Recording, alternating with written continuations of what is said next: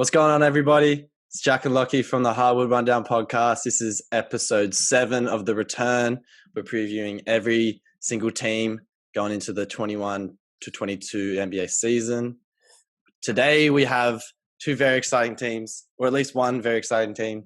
We have the Golden State Warriors and the Indiana Pacers. Which one do you want to go first? Sorry, I'm just admiring how good your intros have gone. Holy. Catching me by surprise. I reckon maybe we start with the Pacers. Yeah, go Pacers. You go first. All right. Hey guys, I'm Jack. You guys Hi. probably know me. Yeah, so obviously a very injury-ridden season for the Pacers. Couldn't really get any consistency going. After the All-Star break, they struggled to win games. So yeah, 34 wins, 9th in the East. Eventually lost a play-in game to the Wizards with an absolute blowout, like a blowout. Like I said, very up and down year, and they struggled to gain any sort of consistency. Not a bad team by any means. Like, they are a really good team. But yeah, just injuries just ruined it. Miles Turner missed 25 games. Brogdon 15 games. Sabonis out for 10 games. Oladipo played 9, obviously, before he got traded. LeVert played 35 after the kidney issue. TJ Warren only played 4 games. I don't even know what he was injured with. That's how little I don't watch Indiana basketball. Yeah. The rise of Doug McDermott. Man, was he going crazy. Multiple 20-point games to close out the year. Just a really perfect fit for that injured team. Sabonis playing the 5, McDermott to the 4. You had O'Shea Brissett, who just came out of nowhere and just dominated the last 10, 15 games of this season. Really good from him. Obviously, they signed Torrey Craig, who is a bona fide winner, a champion. He was regardless a champion this year. But yeah, champion, a bona fide winner. A very quiet off season, but they drafted Chris Duarte, a great college player for Oregon. Really great defensively, offensive upside. Kind of like the perfect player that the Pacers really need. Here are my predictions for the season. Dun, dun. I've got them winning 36 or more, which is low. It's low. It's a low target, but it's just based off health for me. Because obviously, we didn't see a whole season of the Pacers, and I think the next year all depends on health. You could honestly, let's say 40 games. They're hard to predict because they're very injury ridden. Rising star Caris LeVert. I'm pretty sure that is the general consensus. Yeah. Most improved. It is time for the rise of Miles Turner. I think he needs to have a great year. He's somewhat an inefficient scorer at times, but he really needs to bring up his efficiency and really just affect the game in multiple ways. I'm not saying he's been average to this point, averaging 2.5 blocks a game. Great rim protector, great defender. But in terms of the other side of the ball, being able to produce quality points, that's something I really want to see from him. Team MVP, Domantas Sabonis, without question.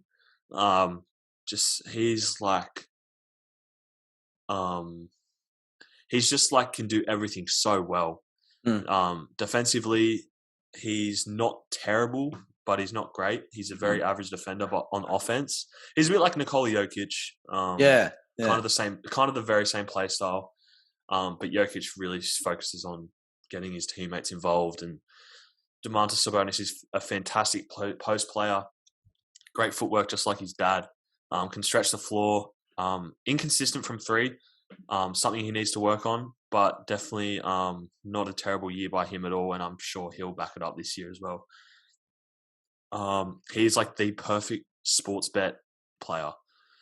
Just racks it up. He just racks up rebounds, assists, points. Yeah. He's been very good for me. Impact player Chris Duarte, coming in straight out of college, play defense and score the ball, play make for others. That's literally what his bread and butter is. I think he'll come in and be a really good impact player for them, working on both ends, helping the rest of the team kind of step back and not have as much pressure. Not that Indiana is a pressured team. They're pretty. But Yeah. in situations where there is pressure, bring on Chris Duarte, take a bit of the pressure off. Sneaky star, like I mentioned before, the meteoric rise of O'Shea Brissett. My God, that he can just. I don't know what happened. He was the guy I always used to draft in 2K when I was doing my leagues. Interesting point. But yeah, he's going to come in again and just shut all the haters up. Not that anyone really knew who he was, but yeah, really, really good year from him. End of the year, and I'm expecting something somewhat of the same. And playoff contention, I've said maybe if they're healthy. I think, well, like they're a playoff team. They are a playoff team. But my whole thing is just that last season was the most injury-ridden team I've seen in a while. It's unfortunate. And the Lakers, but I just think it's time for the Pacers to really make that playoff push. But it's all based on health, so that's my only knock. Yeah, that's like a theme with the Pacers this year, or like last year and coming into this year, like whether they can actually be healthy. It rides on like a lot of things. Sure. For me, I got him +8 wins. I see him getting to 42, and this is obviously them being healthy. So yeah, you have to factor that in. I see him in that 7th to 8th seed with the Hornets because you got Heat and the Celtics who will probably snag that 5th to 6th. Also the Knicks who'll probably get around there. So they probably fit in 7th to 8th seed, which is fine. And I see them being that surprise team in the playoffs that beats a team like the Heat, a team like the Celtics, a team like the Knicks, and who stages a bit of an upset. Sneaky star. I got Karis LeVert because he still hasn't like gotten to the point where he's like an all-star.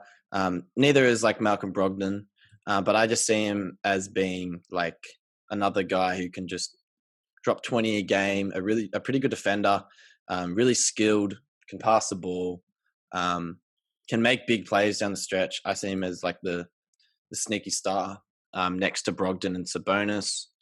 Impact player, I've got TJ McConnell. I love his game. Yeah. His attention defensively, he puts so much heart and effort in. I watch a couple of like his marked up moments. He's a really like vocal, like he kind of gets everyone like the morale. He keeps morale up, and he's a really good passer. He's everything you can ask for a backup point guard. He does reach his ceiling at times. Like he's not really a scorer, but they don't exactly need another scorer because they have a variety of scorers on this team. Another impact player, I've got Jeremy Lamb. People have kind of forgotten about him. He's like when he signed him a couple of years ago, I was so excited, but he hasn't exactly hit that next point like I wanted him to. But he's still like a solid scorer, like a really all-round decent shooting guard. So I looked in to have a really good impact off the bench. Team MVP, I got Brogdon, but Sabonis is just like with like LaMelo and Rozier, you can't really go wrong with either one of them. I think Brogdon because he is like the floor general in the sense that like it kind of runs through him, and he makes all the calls. He makes most of the calls out there. Yeah. He's way better than we ever thought he was going to be. Bucks should have never given it away, but it didn't really matter. They got the chip. But I love Malcolm Brogdon. Rising star, I say like Miles Turner, kind of like you, just being like a most improved, getting to that next stage this year because he can shoot the ball. He's an all right finisher inside, a really good defender. I think this can be the year where he actually gets Defensive Player of the Year. Yeah, 100%. where he actually makes up. He had like 47 games played last year, but he was averaging like 3.5 blocks. Like, It's crazy, man. who He does had that? like a 9-block game, something Yeah, fucking like you very rarely see. yeah. And yeah, so with Pacers, like they got a variety of like really skilled scorers: TJ Warren, Jamie Lamb, Brogdon, Levert, Sabonis, Chris Duarte. Like they have like a bunch of just guys who are really solid in all different areas. Mm. One of the best like duo of combo guards in the league, and that's Brogdon and Levert. Yeah, I think they're very underrated, like a underrated backcourt. Yeah, I wonder where I don't know where they'd be placed in terms of other backcourts, but they deserve their respect, I think. Mm. A top 3 defensive center, Miles Turner. For sure. And yeah, their issue is injuries. Like Jamie Lamb and Warren were injured for most of last year. We talked about that. But like Sabonis and Brogdon played around 60 games. Miles Turner played 47 games. Like Warren played 4. Like that's going to be their determining factor. Can they stay healthy? If they are healthy, I see them 42, even to 45. Like I really believe in this Pacers team. I'm really excited to watch them. Really like a bunch of skilled guys, not big egos. Maybe TJ Warren, but he needs that as a scorer. I love his attitude. Yeah, I'm heaps excited for the Pacers. Yeah, we got all definitely. But like, yeah, I don't know how many times I have to say it. Just the injuries really threw off their season last year. They were easily like a 6 seed, 7 seed. Yeah, but it's all based off health. The NBA, the amount of injuries the NBA had as a whole last year was mental. But now we have the big dogs, 3-time champs, the Warriors, who are getting back one of the top 2 shooters of all time. The Splash Brothers are back, and they've added some really good pieces. Obviously through the draft, James Wiseman's back from a season-ending injury. 39 wins and lost in the play-in to the Grizzlies, which I think, wow, I still can't believe they lost to the Grizzlies. It just shows the toughness that Memphis have and the grit. They've still got that grit and grind culture in Memphis, and that's really good to see from those Marc Gasol, Zach Randolph, Mike Conley, Tony Allen days, where they were making deep playoff runs and showing the league why not to mess with them, reminding me of like an 04 Pistons, which is a long shot. MVP year for Steph. Honestly, if they made the playoffs, if they were like a 6 or 5 seed, Steph was MVP. That was really the wins were only the real knock on Steph's case. But dropping 30 something a game and just shooting lights out, man's crazy. Really showing why he's the best shooter of all time. Draymond actually had his career high in assists last year, 9 assists. Wow, 9 assists. Very underrated. Like he's a 3-time champ, but still many people don't give him the credit. A great year from Draymond. Didn't shoot the ball well, didn't score much, but that's not really his role. They could have done with that help, but he's just not that type of player. But yeah, career high in assists. He was having like 20 assist games just off Steph. Yeah, basically Steph, yeah. Oubre struggled to fit in the system, which was, kind of the demise of his season. I'm still not sure about the Andrew Wiggins fit, but I think once they get Klay back and there's more of like a fit system around him, I think it'll work out for the better. And he's one of my award takers actually. So I've got 48 plus on the win total. They could win 50 games, like easily win 50 games. Rising star, I've gone Jonathan Kuminga. Great, fantastic forward for the G League in Ignite. He skipped the college route, decided to get the bag in the G League. A really good forward, lots of upside, defensive potential. He can create his own shot and create shots for others. I think he's going to fit really well. He'll probably come off the bench, or you could kind of play Draymond at like a really small ball 5 and have Kuminga. Like Kuminga's a very dynamic player, and as is Draymond, so it can kind of work. Most improved, I've gone Jimmy Wiseman. James Wiseman. I think he'll come back, and not like it's kind of weird because he was like a really good player coming out of college, and then kind of went to the Warriors where like the spotlight wasn't on him. The whole offense isn't tailored around post play and like kind of the way that James Wiseman played in college. So his fit wise has been a bit difficult. You obviously saw at the start of the season averaging like 12 and 6, which isn't like terrible, but he could average more if he was in a system that prioritized like post offense and slowing the ball down. And whereas the Warriors are very fast paced, very prominent on 3-point shooting, which James Wiseman can shoot the three, but he's not an elite 3-point shooter. But like I think he can tailor his game to the way the Warriors play. I think he'll be the most improved player for that team coming back off an injury and a lot of adversity. Team MVP, I've gone Steph without question. Easy. Klay's back. I couldn't really. I think he would be my impact player. I had Draymond, but obviously he impacted the game last year. But like Draymond's always going to be that impact player, like always. Yeah. But I think Klay coming back takes the stress off those other, like Steph and Draymond. I think Klay's a very reliable option, obviously. But yeah, I think he'll just come back and he'll be better than ever. He's had basically 2 years off just to rehab, and then he's had months and months to work on his game. Yeah. I think he's going to come back really good. I love Klay Thompson. I used to not like him when we were versing them every year in the finals. Nah. But yeah, kind of. I honestly love him. I love the way he plays. He's a 3-point shooter. He's a fantastic defender. And I just think he's going to make the team so much better. Everyone is waiting for the Warriors to make another finals run.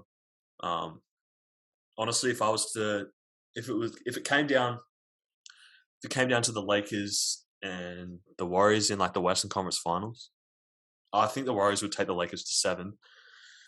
But I think the Lakers have too much star power. Obviously, who's going to guard AD? Draymond could, but he's a bit undersized. That would be my dream conference finals matchup. Oh, that'd be amazing. So sneaky star gone Andrew Wiggins. I think less pressure around him because there's obviously more focus on everyone else. He can just kind of do what he does and just score the ball. People call I've heard some people call him a bust. But like, how can you be a bust when you've averaged consistently 20 points a game for your entire 4 years, 5 years, 6? I don't even know how many years. He's not a bust. He's just underperformed, I guess. He's for the amount of hype and the standard set, he's underperformed.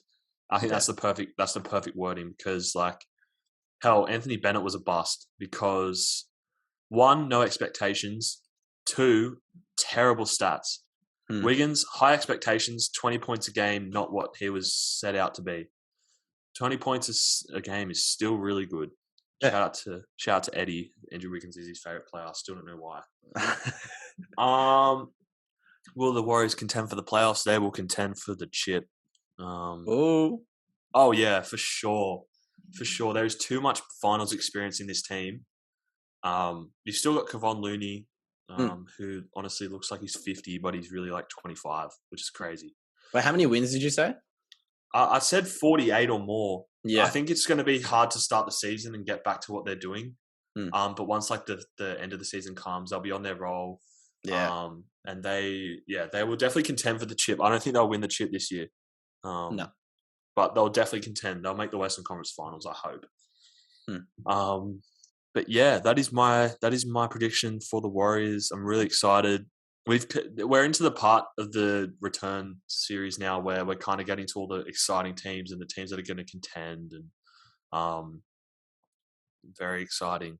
Lockie, let's hear your Warriors stuff. Right, I got 47 wins. I say they jump by 8. I can see him pushing 50 wins if Klay he doesn't even need to get back to like a 20-point game type of thing. Like if he averages 15, 16, like I think they could be happy with that. Just him being out there is enough of a threat because defensively he's really solid. So I see him definitely pushing like 50 wins. I say 47 for now just because we haven't seen him out there. They'll like you said, they'll probably take the entire year to kind of gel and get used to things. For sure. It's a big change. Sneaky star, I've got Jordan Poole. I know there's like a bit of it's hard to know with minutes, but just his production in 19 minutes last year, he had 12 points a game. Like he was pretty productive in his time. I think like a really pretty decent all round guy. And I like how I believe they will develop him more. Him and Damian Lee, I feel like they will keep around to keep developing them. So I do believe in that. And I will say Wiggins as well. But he already is that kind of star. He can basically he's a pretty decent scorer. Like he's not he's not a bust, but he's it's hard to know how he'll fit with Klay back, but he's still that option. He's like an upgraded Harrison Barnes of another guy in your lineup. Yeah, who can definitely score and have his impact. So underrated defender as well. Yeah, he's solid as hell. He's like got some length on him. He's athletic. Impact player. Draymond probably be the guy for me. People talk down on him because of his not being able to score and whatnot, and what can you do without Curry type of thing. But the energy that he brings some maturity to the team. Yeah, that I really like, and he expects a lot of everyone around him. He's a very smart player, but a very smart person as well. Really high IQ, good bloke, trash talker, genius. Genius. Yeah. Billionaire. And Iggy as well. Bringing Iggy back is huge. Oh, I forgot. Yeah. Oh, wow. Shit, they're really running it like 2016. Yeah. Team MVP, Curry, we know. Rising star, Moses Moody, maybe. I don't know. Moses Moody. Know where he fits. Or the cum bucket, Jonathan Kuminga. The cum bucket. It's weird how they're going to fit those three guys. You already have Kevon Looney and you already have James Wiseman. But they can make. I feel like they can make it work. Neither of them have big egos, and they're like Moses Moody, Kuminga, and Wiseman are all young guys who I think are keen to develop, and they're happy. I feel like they're happy to be in a system where you've got a winning culture already kind of ingrained. It really couldn't have worked out better for like the two rookies, because like you get drafted in a good spot. Yeah. You get drafted straight to a finals contender. You get drafted into a great city, with great teammates around you who know how to win. And I think, oh my God, I think it's just going to be like fantastic for their growth. If Jonathan Kuminga and Moses Moody ever went somewhere else, I think they'll definitely carry some of that culture with them. And I just think it's like the perfect landing spot for any rookie. Yeah. And you've already and you can interchange those guys with when fouls come into play, when injuries come into play.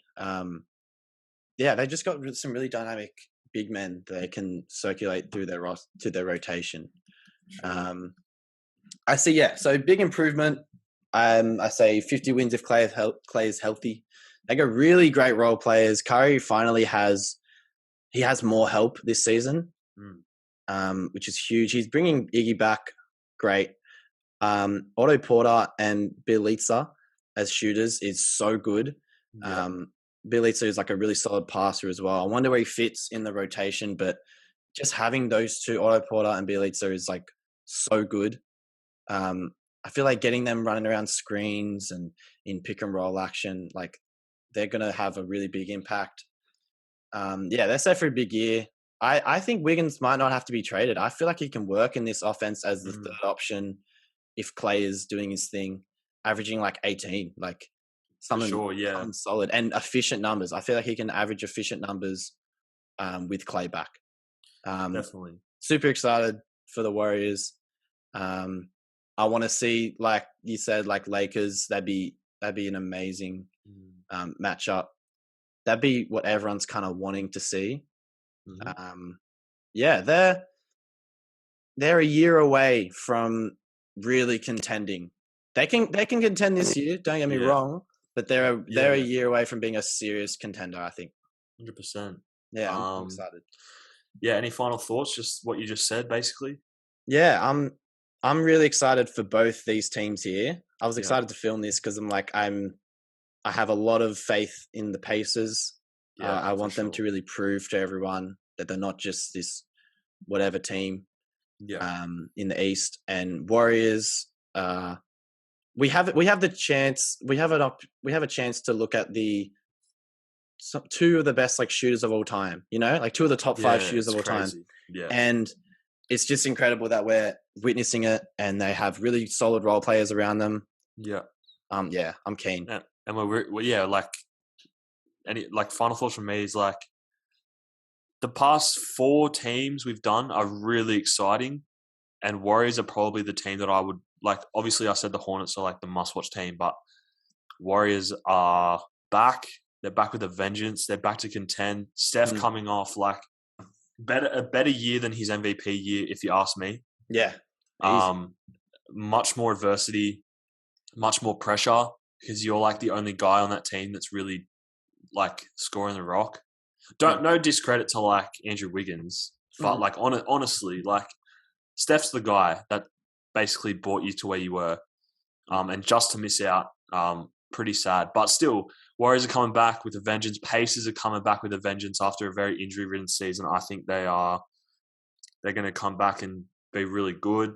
But it's also based off health, like we said. Yeah, and Steph, he just like one last thing, he's one of those stars that I feel like he can keep up his production. If he has that same team every single year, he could put up those performances like crazy, you know. But I feel like that takes a toll on a player, and for him to have a year like that, and then he's going to really appreciate his team this year. It's going to be less pressure. He still has pressure on him, but less pressure, I guess, for him to take all the shots and to do everything. Because Klay's back, basically. Yeah, he's going to be more efficient. I feel like he's going to be more grounded. Yeah, so it's all setting up for the Warriors. For sure. Great episode again. We got fantastic content coming your way. We've got about 8 episodes left of the return, then we'll start all our other stuff. We are still in lockdown for a long time. No chance of doing, face to face. But look, I'm not too mad about this kind of setup we got going. This is cool. But yeah, you've just watched episode 7. Nice. Bang, bang. Episode 7 of the return. We're covering some really good teams now. We're at the nitty-gritty stage of this whole series we're doing. So stick around, keep watching the content. Let us know your thoughts. Watch us on Apple. Listen to us on Apple Music and Spotify. 2 great platforms. If you just want to like listen to it while you're driving. Yeah. We're really loving it, man. Say every episode, but we're loving this shit. Yeah. Keep going with the support. It's awesome. Awesome to see. Thank you, guys. Peace. Let's go.